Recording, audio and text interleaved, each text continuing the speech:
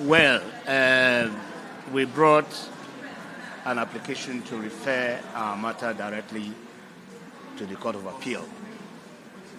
So the learned judge said that we need to satisfy him on some issues before he would rule whether to make the reference or not.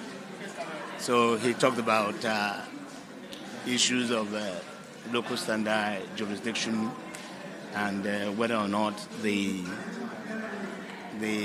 matter is already before the presidential petition tribunal. So those are the three issues he said we should satisfy him on. We have addressed those issues in our originating summons, but then he explained that he was yet to look at the summons.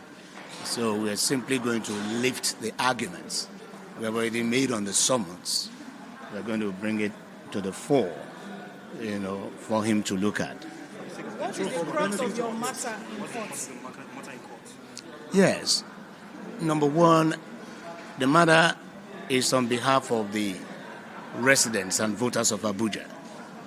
And we simply want the court to acknowledge that the residents of Abuja have a right to either approve or reject of whoever will be president of the country and who in that capacity will be like their governor, the one that regulates their daily lives, that approve of him, show that he has a level of acceptability amongst them with at least 25% of their votes, and therefore that any candidate at all who has not obtained that 25% of votes in Abuja ought not to be declared president-elect.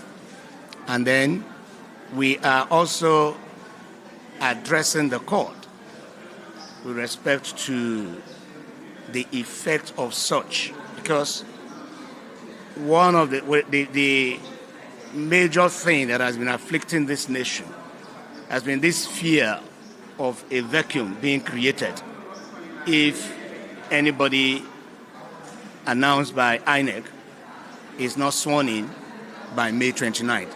There has been this belief that it will result in a vacuum and it will result in crisis. But we have brought it out to the court that the Constitution has envisaged such a situation. The Constitution has made provisions for that. Under Section 135, subsection 1, in the way and manner in which the Constitution creates the 4-year term of office, it has made it that it will not take effect unless and until you have a successor take the oath of office.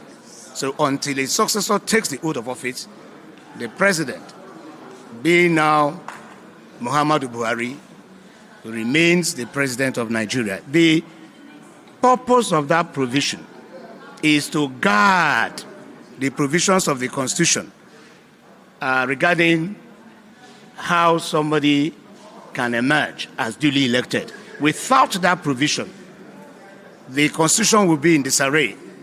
It means that anybody who manages, by whatever means, to have himself declared as winner, would have to be sworn in. And this is a major issue of constitutionalism, that in order to avoid such a thing where people who do not merit power, stampede their way into power, wherever there is contest, wherever it is not clear who should assume power, the person holding it should continue to hold it. It's a principle of law. It's a principle of law. And the Constitution expressly states it.